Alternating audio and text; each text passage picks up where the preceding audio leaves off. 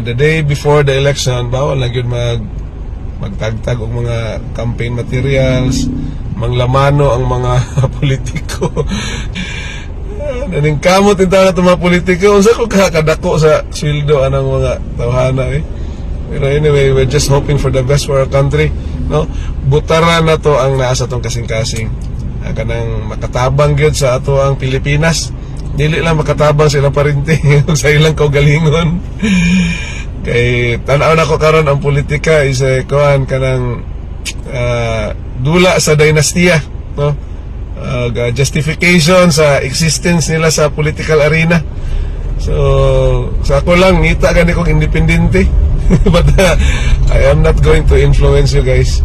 Kamu lang unsay nasa inyong una-una o kanang laman sa ulo ang gamiton mga igsoon, no? Kanang utok gyud, kanang makatabang nato, no? Mahaon kaning Pilipinas sa taas sa presyo sa mga palaliton. Di naman siguro mukunhod, but kuan lang, mahanay lang yun ang management. It's the leadership and the management sa Philippines atong gina-look up maayos. Especially kanang sa Senate. Naku, ginoo ko. Na yung mga nandagan din nga di na lang yun ko mag-tell. But choose wisely mga igsoon.